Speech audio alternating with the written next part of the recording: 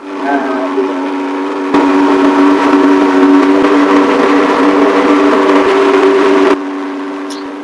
সুধী, ভালোবাসা নিবেন।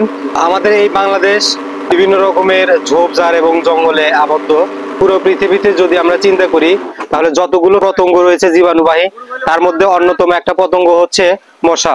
এই মশার জন্য বিভিন্ন রকমের রোগ জীবাণুর বাসা বাঁধে আমাদের শরীরে। এই মশার জন্য এডিস এবং ম্যালেরিয়া রোগ সহ বিভিন্ন রকমের রোগ আমাদের হয়। দর্শক, আমরা এই মশাকে তাড়ানোর জন্য বিভিন্ন পন্থা অবলম্বন করি। কেউ কয়েল ব্যবহার করে, কেউ বা মশারি। আবার একটু উন্নতভাবে যদি আমরা চিন্তা করি তাহলে কিন্তু কেউ এইরকম ফগার মেশিন ইউজ করে। এই ফগার মেশিনটা ইউজ করার কিছু পদ্ধতি রয়েছে দর্শক, আমি এই পদ্ধতিটা আপনাদের দেখানোর চেষ্টা করব। দর্শক, আমরা এখন দেখানোর চেষ্টা করব এখানে একটা ফগার মেশিন আছে এবং এই মেশিন থেকে কিভাবে ইনি এই ফগিং করে থাকে।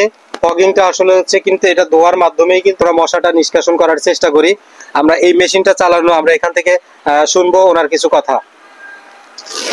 কিভাবে চালানো মেশিনটা হচ্ছে হলো, প্রথমে হচ্ছে হলো এখানে হচ্ছে হলো ওয়াটটেল বা পেটটেল এখানে দিতে হয়। কইলে এখানে হচ্ছে হলো সর্বোচ্চ হচ্ছে 2.5 লিটার আটে, 2 লিটার 5 পাউন্ড। তারপরে হচ্ছে এখানে মেডিসিন দিতে হয়। এই যে মুখা দেখতেছেন, এই মুখার ভিতরে হচ্ছে মেডিসিন দিতে হয়। মেডিসিন দিতে দিয়ে হেরে করালে কি এখানে হচ্ছে আমার তেলের লাইনটা অন করতে হয়। তেলের লাইনটা যখন মনে অন করলাম, অন করার পরে হচ্ছে হলো আমাদের এখানে সুইচ আছে। এখানে হচ্ছে সুইচ